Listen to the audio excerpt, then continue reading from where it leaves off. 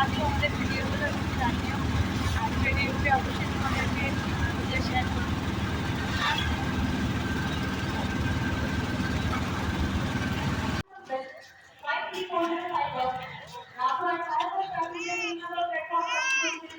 আমরা পৌঁছে গেছি রামপুরহাট জাংশনে।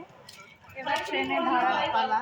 এখন একটু টাইম আছে, 6টা 7, 8 এরকম নামলাম অটো থেকে।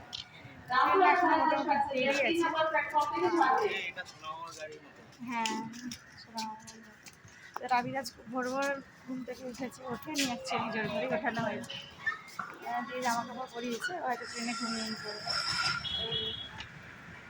এখানে অটো করে আসতে খুব সুন্দর মনোরম পরিবেশ ছিল, আর হাওয়াও দিচ্ছিল, বেশ ঠান্ডা ঠান্ডাই লাগছে। আর এই রামপুরহাট স্টেশনটা খুব সুন্দর দেখতে, দেখালাম। এছাড়াও রামপুরহাট স্টেশনের একটি ছোট্ট ভিডিও করেছি, তোমাদের সাথে শেয়ার করে নেবো। চলো আমার ট্রেনে ওটা দেখা হচ্ছে। আমার কথা বললাম না, বললাম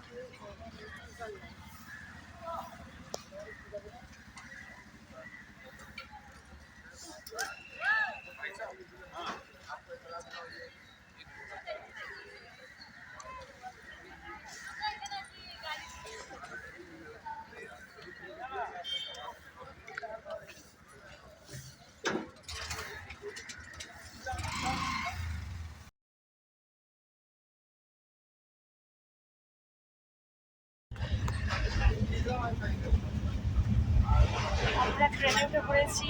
ট্রেন লেট ছিল একটু, আমরা খানিকক্ষণ আগে এই 5-7 মিনিট আগে ট্রেনে উঠলাম, বসে পড়েছি।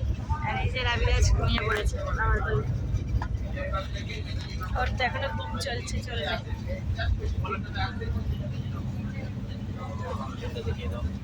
এটা হচ্ছে আমাদের ইন্টারসিটি এক্সপ্রেস।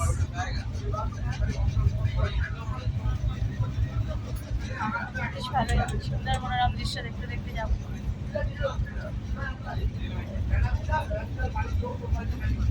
তো তোমাদের ভিডিওগুলো আমাদের কেমন লেগেছে আমাদের কমেন্ট করে অবশ্যই জানাবে, আর ভালো লাগলে অবশ্যই লাইক শেয়ার করবে, চ্যানেলটা সাবস্ক্রাইব করে নেবে, আর তোমাদের ফ্রেন্ডসদের সাথে আমার চ্যানেলটা অবশ্যই শেয়ার করবে, যাতে তারাও আমার ভিডিওগুলো দেখতে পায়।